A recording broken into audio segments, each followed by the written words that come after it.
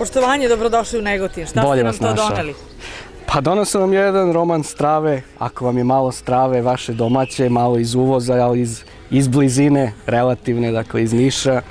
Ovo je jedan roman koji se dešava u našim prepoznatijim istočnim krajevima, dakle, odnosno jugoistočnim u ovom slučaju. Dakle, roman strave koji se dešava u jednom napuštenom selu, kakvih nažalost ima svuda, pa i u vašim krajevima. Dakle, samo što je ovo u pitanju jedno planinsko selo u kome poslednji stanovnici izumiru, mladi i sredovečni su odavno već to napustili, tu poslednji neki starci svoje poslednje dane troše. Selo je zapušteno, uraslo u žbunje, priroda se tu vraća na taj teren koji privremeno ljudska noga bila zauzela i ruka.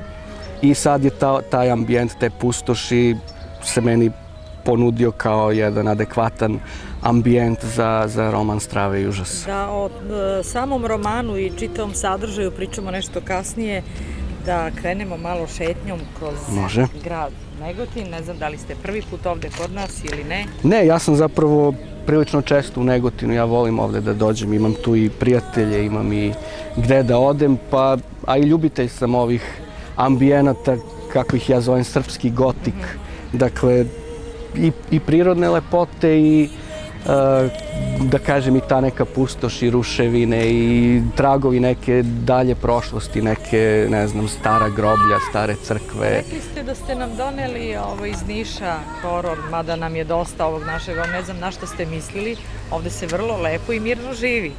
Desi se ponekad neki horor, ali to prođe. Dobro, dakle, da naglasimo, ovo nije ono što se u svakodnevnom govoru naziva hororom vezanim za ekonomiju, za politiku, za crnu hroniku. Ovo je horor koji je zasnovan na narodnim verovanjima, na folkloru, na verovanjima vezanim za zagrobni život, za nadprirodna stvorenja, za šume, za divljinu, za tu prirodu koja nam je i majka, ali ume da bude i maćeha ili tako povremeno kad se naljuti kao u nedavnim poplavama ili i kad bude nekih, da kažemo, nagoveštaja i nečeg nadprirodnog. Tako da se ovaj roman ne bavi tim banalnim svakodnevnim hororom koga nam je preko glave, nego može na neki način da posluži kao odmor od tih egzistencijalnih svakodnevnih problema, ali s druge strane nije to ni eskapistički roman koji je potpuno za ubijanje vremena i za neku površnu razonodu, nego kao što već se i može naslutiti iz ovoga što sam rekao, on jeste smešten u ovaj ambijent i on izrasta iz ovog ambijenta. Dakle, nije to američki horor koji je samo mehanički preslikan u naš ambijent, nego bukvalno je ukorenjen u ovde i u sada. Koliko se srpski horor razlikuje od svetskog ili američkog, kako god? Pa srpski horor se pre svega razlikuje po tome što ga je malo, što nema toliko mnogo ni pisaca ovdašnjih, niti se, a naročito u formi romana, dakle, kratkih priča još nešto malo ima, ali romana je prilično malo, ja ne znam da li ima ukupno 10. Zašto? Da li ta tema nije dovoljno inspirativna ili svi nekako više vole da pišu o lepšim stvarima, odnosno lepšim stvarima, mnogo pišu o ratu, što bi ja više voljela da pišu o nekim romantičnim, ljubavnim stvarima. O nekim zavodnicima. Da, iskreno rečeno, kada sam vidjela naslov Zavodnik, pomislih, aha, nešto lepo, a u stvari horor. Mada i horor može da bude zanimljiv. Ovo je lep roman. Naslov je zapravo dvosmislen. Dakle, možda tu ima i nekog zavođenja, ali ne mora da znači ljubavnog, erotskog ili kakvo god, jer zavođenje može da bude i u nekom moralnom smislu i tako dalje. Dakle, na kraju krajeva zavodnik je jedan od sinonima za đavola. Dakle, on zavodi ljude na svoj način i na svoj neki put, tako da postoje tu i neke mračnije konotacije, ali doslovni povod za ovaj naslov je to što se jedna od glavnih lokacija u romanu zove Zavodnik, akcentom iz tog kraja. Dakle, jedan izvor u dubini šume koji zaista postoji, zaista se zove Zavodnik, gde se neke jezive priče pletu oko njega i oko njega se, dakle, to je jedan od glavnih ambijenata u romanu. Vi ste već rekli da je otprilike sadržaj romana vezan za mesta u tom kraju koja nestaju. Ja sam baš i htjela da vas pitam koliko na vaše pisanje i na vaš ovaj drugi roman koji je u izdanju posle 10 godina iza onog pod nazivom Naživo. Koliko utiče mesto, podneblje, ljudi samog kraja ili su to neke druge fantazije, razmišljanja u tom horor smislu? Za horor je ambijent veoma važan, mnogo važniji nego za neke druge žanrove. Barem ja to tako osjećam i tako tretiram i u mom prethodnom romanu koji se također dešava u Nišu i u nekim ambijentima i na Kosovu delimično, dakle, ali i tamo sam bio lično, dakle, nema tu mnogo fantazije. U ovom konkretnom slučaju ja sam zapravo imao ambijent mnogo pre nego što sam imao i zaplet i likove. Dakle, to selo u kome selo se zove Špaj, kod Crvene reke, dakle, prema Beloj Palanci, to je otprilike taj potez. To je taj potez. Smo snimali u tom delu, u vreme rada televizije oko Sokolova. Dakle, to selo vrlo dobro znam, kaže, majka mi je otuda i ono se u mojoj glavi nekako oformilo kao ambijent za nekakav horor mnogo pre nego što, kažem, sam uopšte oformio ovaj zaplet i osmislio šta ću da dalje, šta ću sa tim selom tačno da radim. Tako da je taj ambijent, zapravo može se reći da je to jedan od likova, ajde da ne kažem baš glavni, ali možda na neki način i glavni. Pričamo o Špaju. Meni Špaj deluje vrlo pitomo, pogotovo u proleće kad procvetaju šljive. Špaj je okružen šljivama. I deluje mi vrlo mirno, pristojno sa onom crkvom, onom česmom usred sela. Šta je to vas inspirisalo da selo Špaj odaberete za temu u romanu koji govori o hororu? Pa ja moram da naglasim da nikakva neprijatna iskustva ili sećanja ja nemam iz tog sela. Dakle, taj zaplet koji sam ja smestio u taj ambijent je u potpunosti fiktivan. Dakle, to je fikcija, čak i stoji na početku svaka sličnost sa stvarnim likovima i događajima. To se na neki način i podrazumeva kad se radi o romanu, a ne o istorijskom nekom delu, ali ja sam osetio sam potrebu da to naglasim jer nisam menjao ime sela, dakle ono se i u romanu zove tako kako se zaista zove. I eto, nadao sam se da mi neće zameriti ti Špajci što sam jednu stravičnu priču tu smestio. Dakle, ona je u potpunosti izmišljena, ali taj osjećaj te divljine, dakle, planine, te izolacije, dakle, to je selo koje je daleko i od autoputa i od, ne znam, i od prodavnica i od saobraćaja i od drugih sela i od svega i okruženo šumama, okruženo, a samo po sebi već opustelo. Dakle, taj osjećaj te neke letnje tišine i toga da ti kao čovek se osjećaš kao tuđin, znači nisi u naseobini, odnosno jesi u naseobini, ali ta naseobina je polusrušena i opustela. I onda taj osjećaj te šume i te tišine, tog mira i u sred dana, dakle ne mora to sad da bude noć i da zavijaju vukovi ili ne znam šta kao u konvencionalnim hororima. Prosto taj osjećaj tišine i te pustoši je neka atmosfera, neke pritajene jeze. Dakle, ovaj roman nije, kad se kaže horor, možda ljudi odmah pomišljaju na neke sekire, na neka klanja, na neka ubistva, na ne znam. Ovo je roman koji je pre svega zasnovan na toj atmosferi i na pokušaju da se ta jeza prenese, pre svega da se zarobi jezikom i da se prenese čitaocima, tako da i onaj ko čita, ako nikad nije bio u tom selu, ali čak i ako nije bio u tom selu, svi mi imamo korene u selu i svi mi imamo neka iskustva vezana za sela i na osnovu reakcija čitalaca, a više od pola tiraža je već otišlo i ovaj roman je izašao pre 3 meseca, dakle već imam neku povratnu informaciju i neku ideju o tome kako to funkcioniše. Veliki broj čitalaca je bio oduševljen, naročito načinom kako sam taj ambijent preneo i kako sam ih podsjetio na neke stvari na koje oni nisu dugo ni pomislili, dakle upravo na ta neka sećanja iz detinjstva, na doživljaje razne vrste sa sela i na razne priče koje su oni slušali od svojih baka i od svojih dedova, vezane upravo i za vampire i za, ne znam, za duhove, za razne neke prikaze i fantome, za vodenice, za izvore, za šume, za raskršća, za sva ta neka mitska mesta za koje se u narodnom predanju i vezuju neke nadprirodne, onostrane pojave i dešavanja. Posle romana Na živo usledio je jedan tajac od 10 godina. odnosno da li je bio tajac ili je bila samo priprema za nešto novo što će se desiti, ne samo vezano za roman, već i za film. Čujem da ima naznaka i za snimanje filma. Taj tajac je zapravo bio ispunjen drugim knjigama. Ja sam umeđu vremenu između ova dva romana, odnosno između Naživog i između Naživog i Zavodnika objavio 5 knjiga non-fiction, odnosno što bi se rekao kritike. Dakle, pošto se ja hororom bavim i u teoriji i u praksi. U međuvremenu između Naživog i Zavodnika ja sam objavio 5 knjiga, doktorirao sam na poetici horor žanra i magistrirao zapravo u vreme kad sam prvi. I jedini ste doktor u Srbiji? I u regionu, da. Mogu i to da najavim da će, dakle, taj moj doktorat o poetici horora će jesenas, dakle, pred sajam knjiga izaći iz štampe. Biće to jedna baš onako impozantna knjiga od nekih možda i 900 strana, baš onako obimna. Baš zato što se radi o pionirskom radu, o nečemu što kod nas niko nije pokrio, ne da nije pokrio, nego jedva da je i zagrebano.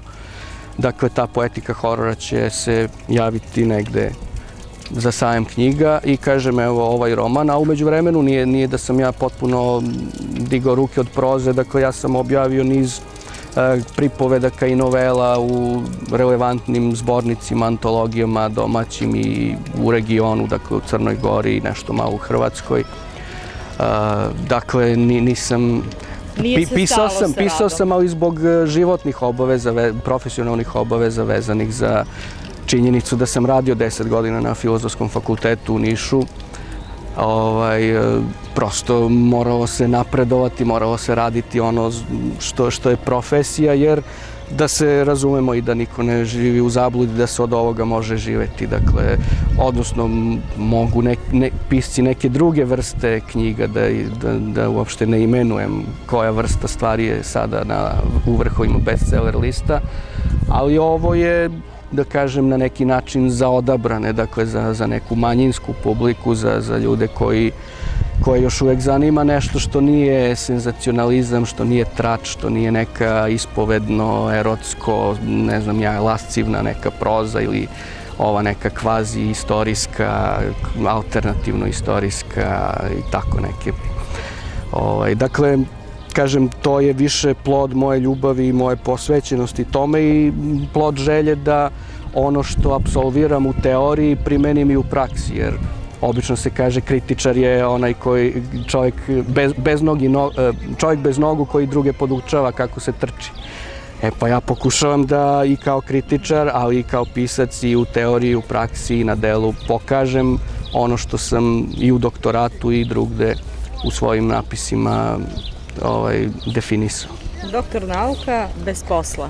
Vi ste na Zavodu za nezaposlene. Kako to? Zašto? U stvari, sve je jasno, ovo je ipak Srbija, ali... Da. Pa to je horor jedne druge vrste i nažalost vidimo i u najnovijim ovim dešavanjima koja su afere vezane i za lažne doktorate i za sve ta neke priče iz kojih isplivava trulež našeg školstva i naročito visokog školstva. Dakle, to je horor jedne druge i te banalne vrste koju malo čas rekao da ovaj roman nema baš veze s tim.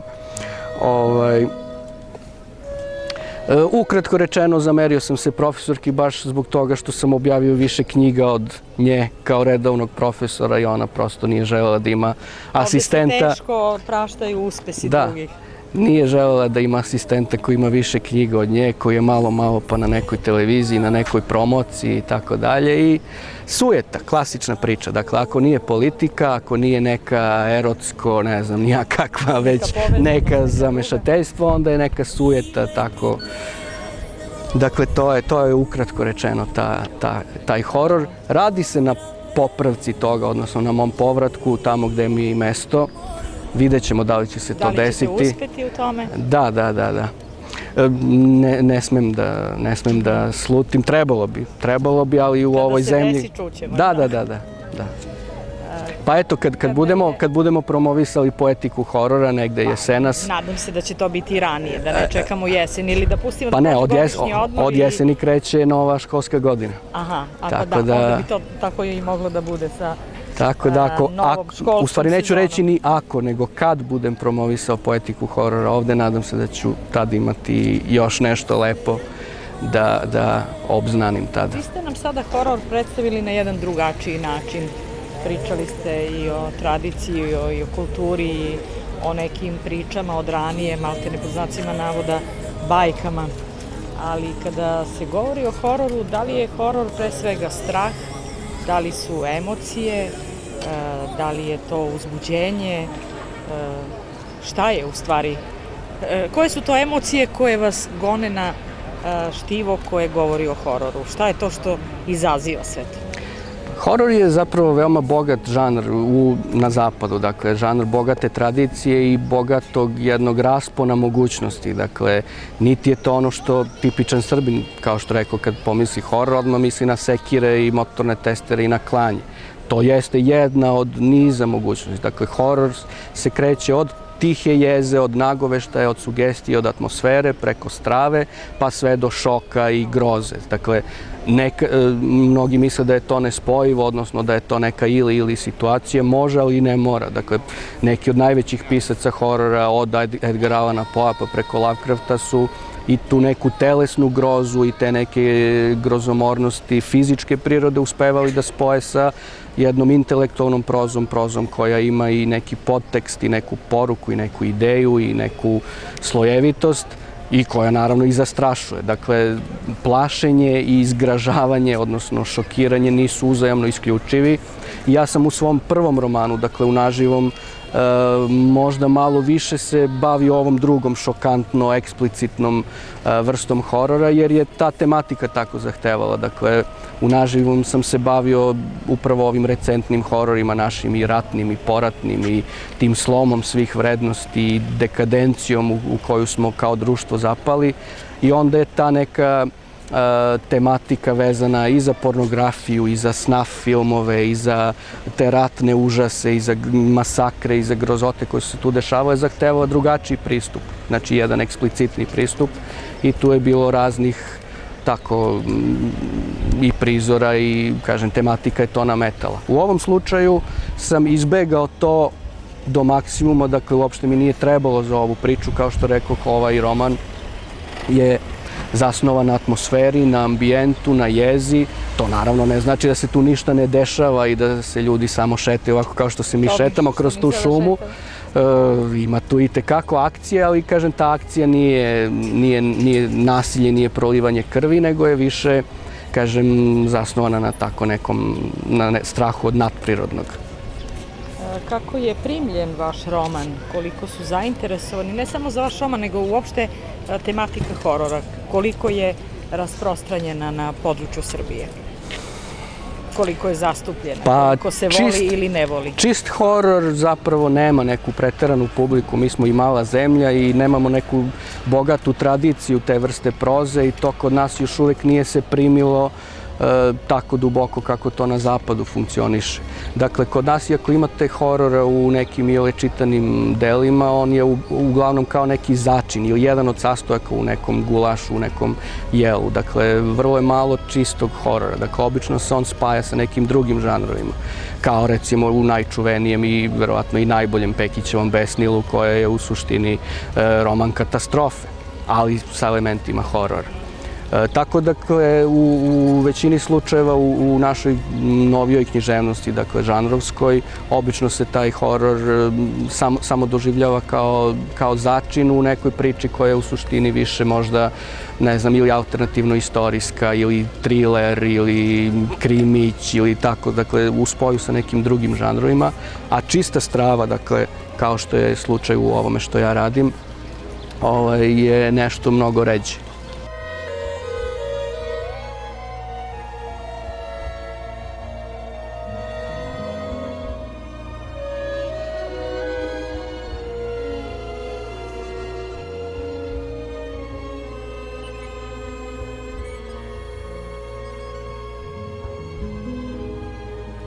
Ey magle, puste magle,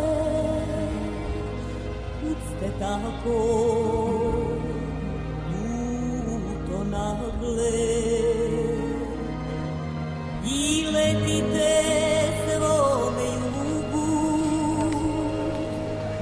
Pozdrave mi moju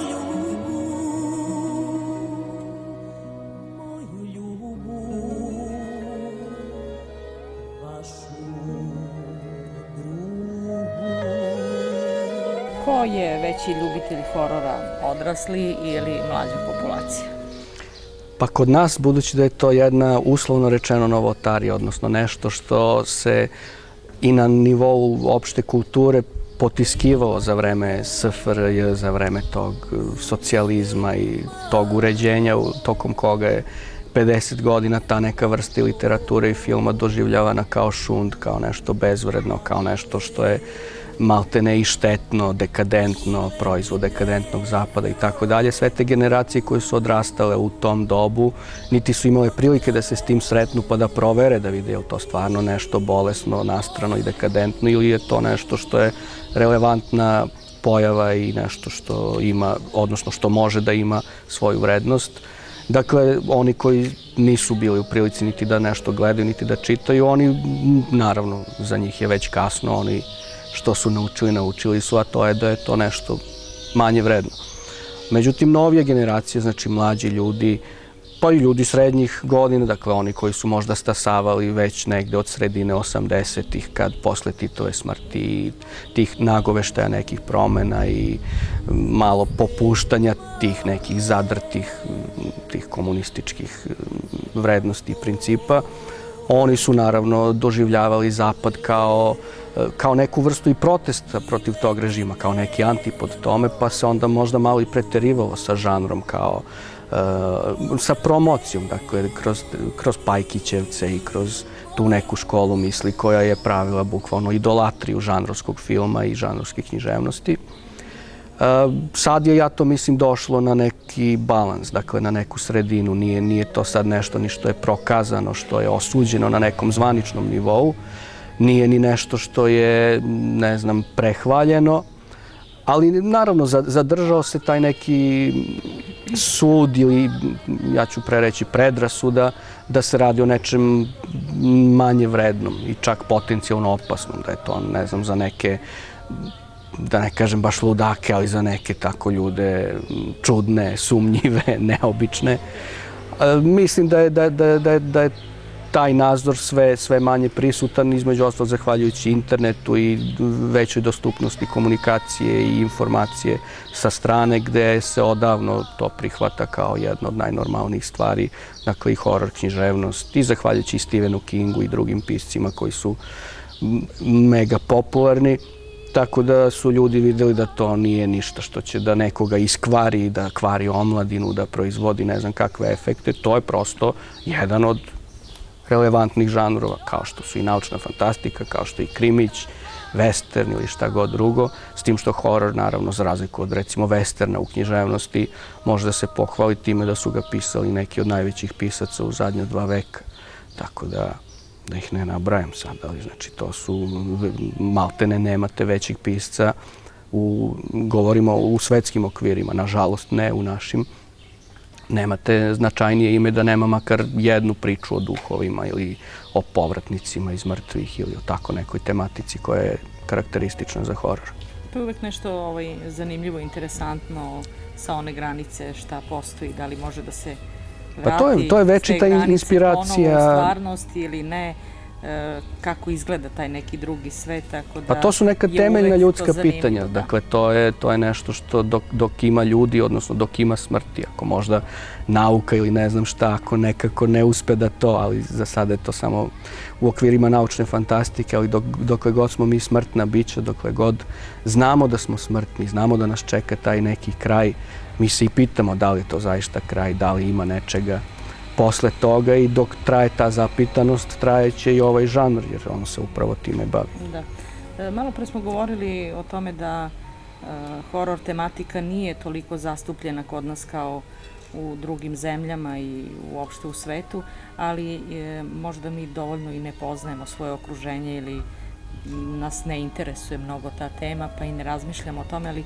pre par dana niži razredi osnovnih škola odavde iz Negotina su učestvovali u jednoj radionici pravljenja filmova, 2 filma koja su i dobila nagradu, jesu baš sa tematikom horora. I deca su rekla zašto su odabrali to, pa kao to im je zanimljivo, to ih uzbuđuje, to ih nadahnjuje, tako da ima nade da horor tema ispliva i dobije svoje mesto uopšte u rangu kao i druge teme. Rekoh, na mlađima svet ostaje i te novije generacije, kažem, sa manje predrasuda, odnosno bez predrasuda pristupaju svemu tome, tako da makar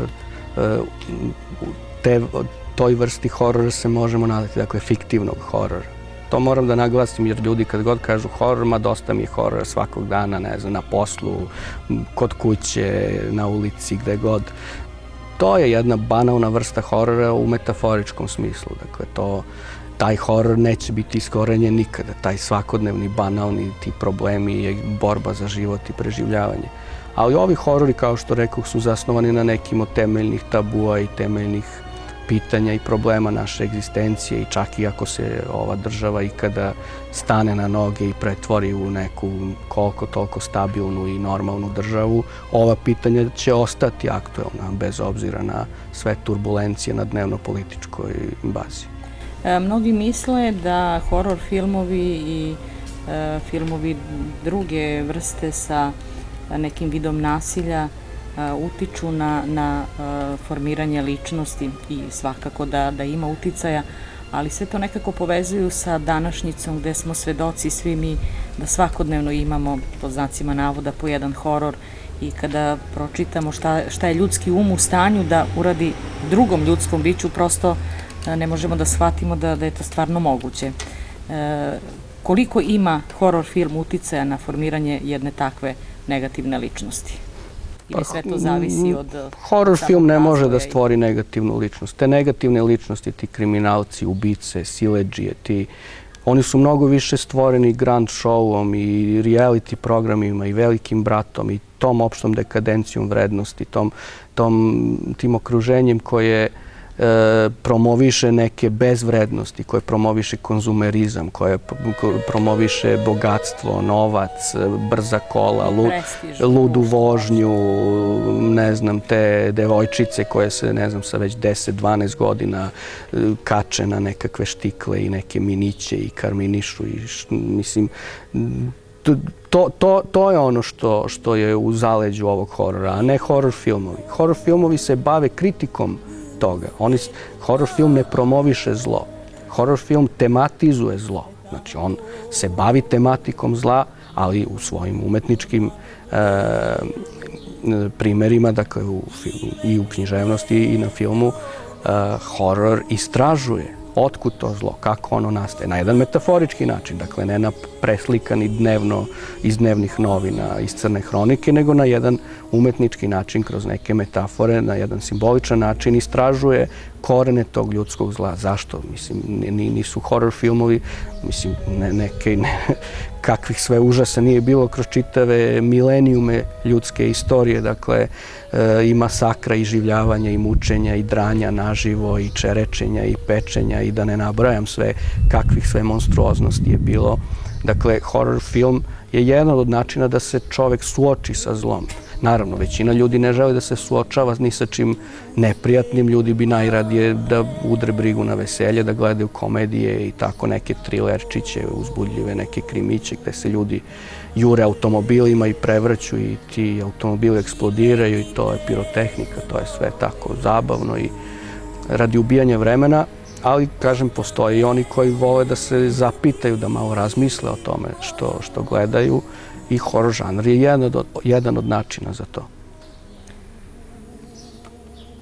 Kada uzmemo ovaj vaš roman pod nazivom Zavodnik, šta možemo da očekujemo? Vi ste na početku počeli da pričate otprilike sadržaj šta je unutra, ali kada dođemo do kraja, šta će nas sačekati od osjećanja ili zadovoljstva?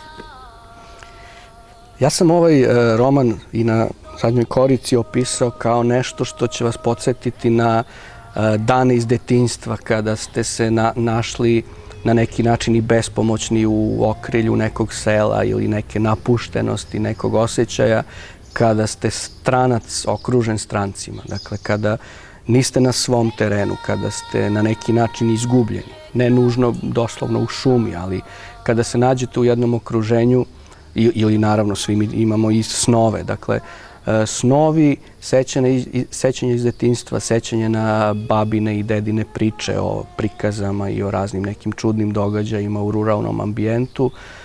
Dakle, bilo da je to podsjećanje, ako imate sopstvena sećanja te vrste, bilo rekreiranje onima koji, ne znam, ako takvih uopšte ima u Srbiji mnogo, onih koji su, ne znam, na asfaltu i na kaodrmi generacijama unazad i koji nemaju predstavu o tome kako izgleda selo, ali zaista selo, ne selo sa asfaltom, sa dragstrom, sa trafikom, sa automobilima, nego selo koje je daleko od svega toga, koje je na neki način kao u 19. veku, dakle, gde ljudi imaju, ne znam, samo poljski WC, gde nemaju kupatilo, nemaju tuš, ljudi se kupaju u koritima, ne znam, dakle, jedan... Žive pravim životom. Žive jednim životom koji iz urbane perspektive može da deluje kao primitivan i, dakle, iz tog ugla on jeste primitivan, ali tim ljudima on nije primitivan, nego je možda direktni, dakle, u bliskim dodiru i sa tom prirodom u kojom su okruženi. Dakle, zavisno od, mislim, roman je pisan pomalo dvosmisleno, odnosno otvoren je za više struka tumačenja, tako da na neki način ako mu priđete sa te neke urbane pozicije, selo je pakao, užas, nehigijena, ne znam, buka, prljavština, ovo ono, onda će vam i ta vrsta horora, dakle naći ćete i tu vrstu opisa i moći ćete da se srodite sa mojim glavnim junakom koji je više na toj nekoj urbanoj poziciji, dakle nekog koji ima distancu prema selu. S druge strane, ako ste, kako vi kažete, dakle, ako ste zagovornik toga da je to pravi život, da je to ono pravo, onda vas ovaj roman podsjeća na to pravo što smo možda izgubili, čega smo se odrekli, što nam je sad daleko i čemu se eventualno neki od nas mogu vratiti kao turisti, kao neki povremeni posetioci toga, ako uopšte imamo neke dedove i babe kod kojih ćemo da odemo, ako ne, ne znam, dakle, otuđeni smo od tog ambijenta. I ta otuđenost, taj ambivalentan odnos prema tom okruženju je nešto što je i u zaleđini ovog romana. Dakle, istovremena i privlačnost i odbojnost koju taj ambijent proizvodi kod većine nas. Jer da je samo privlačnost, mi bismo svi odavno otišli na sela, sela ne bi bila pusta, ne bismo bili sad ovde gde jesmo.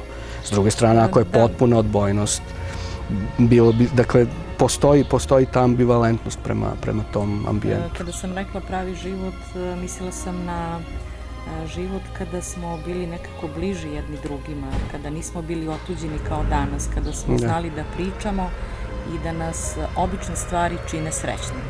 A naravno svakako lepo je živeti i na selu i u gradu, u zavisnosti od potreba. Moraju ljudi da živi u gradu, trebaju nam i lekari, advokati, i sudije, i političari, a oni nam baš, ne znam baš koliko nam trebaju, ali... Pa eto, da bismo imali o čemu da pričamo. Da ne bude dosadno. Da ne bude dosadno. Da preko njih spoznamo kakva nam je u stvari zemlja. Šta posle Zavodnika? Upravo se rade promocije romana, planovi za dalje? Da, ova promocija u Negotinu je, ja mislim, 5. ili 6. već po redu, 6. koju je on imao. Već za 2 dana će on biti u Beogradu, imaće jedan onako ozbiljan razgovor sa 3 istaknuta učesnika, Aleksandar Radivojević, Vladimir Kolarić i Ivan Velisavljević će pričati o romanu. Posle toga već nastupa letnja pauza kad je besmisleno praviti tu vrstu dešavanja. Odnosno, nije potpuno besmisleno, zapravo u julu mesecu će ovaj roman biti predstavljen u Sloveniji na Grossman festivalu i možda i u Banja Luci. O tome još pregovaram, ali ja se nadam da ćemo uspeti jer imam i tamo, imam puno čitalaca u regionu, dakle ne samo u Srbiji. Dakle, volio bih da odem u Banja Luku, gde sam bio već jednom, ali sa prethodnim romanom. A onda od jeseni imam još pozive iz više gradova, ne znam, Kruševac, Vršac, ne znam, iz Vojvodine, Užice i tako. Dakle, zapravo tiraž, ono što je jedna slatka briga moja je to što je tiraž već pred, dobro, trenutno nije još na izmaku, ali približava se, dakle nisam siguran da li ću još do jeseni imati dovoljno primjeraka ili ću već morati da radim drugo izdanje. Dakle, roman dobro prolazi i taj feedback od strane čitalaca je isključivo pozitivan ili pretežno pozitivan. Dakle, uglavnom su dobili to što su očekivali da dobiju i to što im je bilo obećano. Dakle, nisu prevareni, nije im to podmetnuto kao nešto drugo. Dakle, oni koji vole tu vrstu stvari dobili su tačno to što su hteli. Što se tiče drugih planova i drugih knjiga, dakle, ja sam najavio poetiku horora koju će jesenas izdati Orfelin iz Novog Sada. To je kapitalno delo, dakle, to je tekst mog doktorata koji će biti u jednoj ogromnoj, onako i lepoj knjizi. To je praktično šta god da ja budem još u životu objavljivao do kraja svog bavljenja hororom, to će svakako biti jedno od mojih kapitalnih dela. Dakle, to je, kažem, doktorat, to je i kruna na neki način mog dosadašnjeg bavljenja hororom.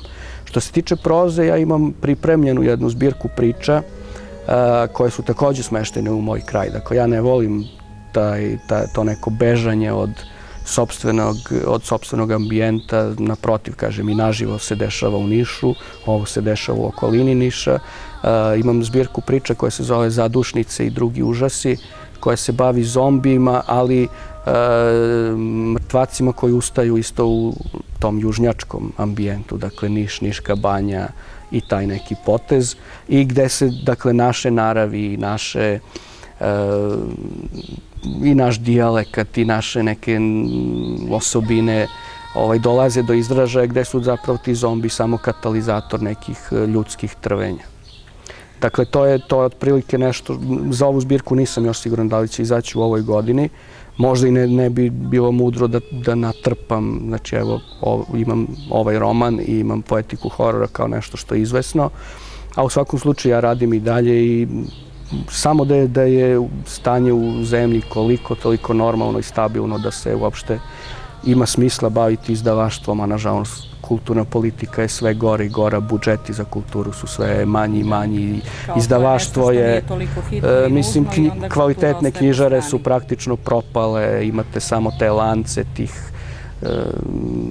prodavaca bestsellera, kvalitetnih knjižara je sve manje. To je jedan od razloga što sam se odlučio na sam izdat, dakle, da ne budem prinuđen na saradnju sa tim lopovima od kojih je maltene nemoguće naplatiti kasnije to što je prodato. Vaše mišljenje posljednjih godina sve češće imamo nazovi pisce, da li su to voditeljke sa poznatih TV kuća ili neki, da kažem, anonimusi, a ipak su ta njihova dela najprodavanija. E sad, da li je to samo reklama najprodavanije ili da li to zaista vredi? Moje mišljenje je da je to veoma lako štivo i da ne kažem nešto drugo. Interesuje me vaše mišljenje.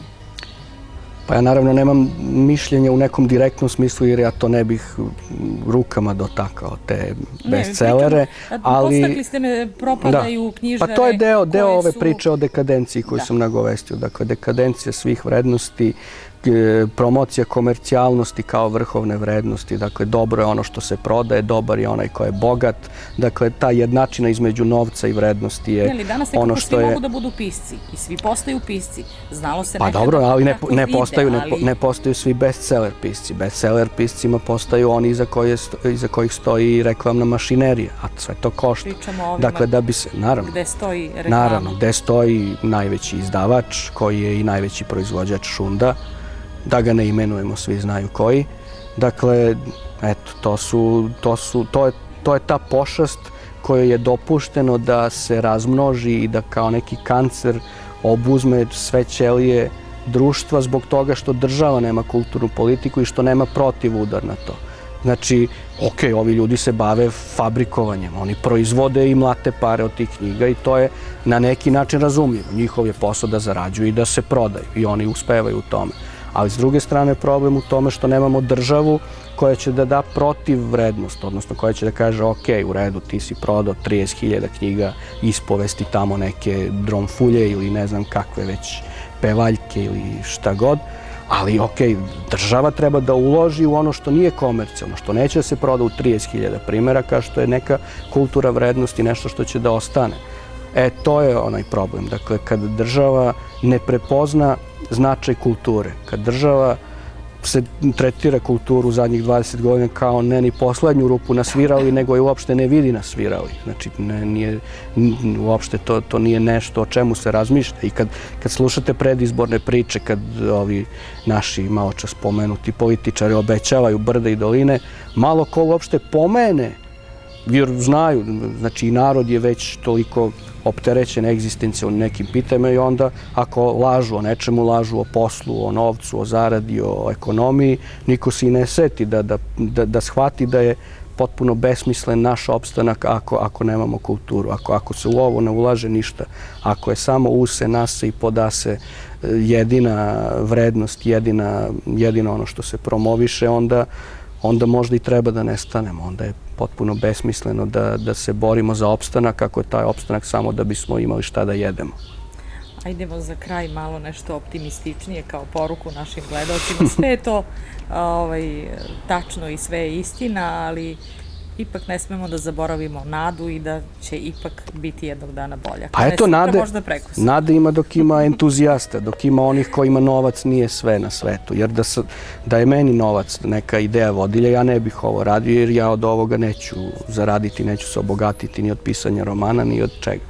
Dakle, dok ima entuzijasta i ljudi koji su spremni da nekim sopstvenim sistemom vrednosti koji je suprotstavljen ovome maločas spomenutom, da se bave iz ljubavi prema tome što rade, ima nade. A za sada, eto, u ovom mraku i ovoj tmuši ima i nešto malo svetla kroz te neke svetionike tih ljudi koji pišu, koji crtaju, slikaju, komponuju, uprkos svemu. Da. I uprkos svemu, bez obzira što je selo Špaj našlo mesto u horor romanu, mi ćemo ipak provesti jedan lep vikend, makar na jesen kad stignu šljive. Može? Samo izvolite. Evo ovako, naš domaćin je Krajinski književni klub, pa stoga ja pozivam našeg domaćina da i on nešto kaže vezano za promociju romana Zavodnik.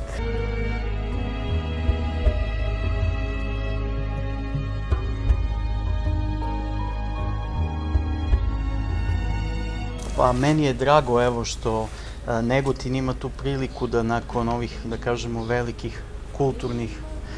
nakon ovih velikih kulturnih centara, kao što su, naravno, znamo, Beograd, Novi Sad, Niš, i Negotin i Negotinci imaju priliku da se upoznaju i da se druže i sa Dejanom kao autorom, ali i sa njegovim novim romanom koji, evo, nakon 10 godina, nakon prvog romana izlazi i njegov drugi. Dejan je uvek naš dragi gost, kako našem klubu, tako i Negotincima koji znaju njegovo delo, njegov rad i kroz blog i kroz film i razne druge stvari kojima se on bavi u kulturi. Hteo bih da napomenem da ovaj roman, za razliku od prvog, on nastavlja jednu nit, pripovedačku nit nekih autora kao što su možda Glišić, Simo Matavulj, tako da istovremeno, znači, možda je na neki izvestan način bliži srpskom čitaocu. S tim pre da je on, govoreći o nekom sujeveri, o etno-fantastici, o folklornoj fantastici, bliži, primamljivi jednom običnom, da ne kažem, klasičnom čitaocu kakvih ima, naravno, i u Srbiji. Ja vam se zahvaljujem i na pozivu i na dobrom gostu koji će nam večeras predstaviti svoj roman. Hvala i vam. Hvala svima. Dejanu što je došao. I dođite nam ponovo. Prvo rad. Poštovani gledalci, to je bilo još jedno negotinsko lice. Doduše, ovo lice nam je došlo u goste, ali je to ipak negotinsko lice. Hvala na pažnju.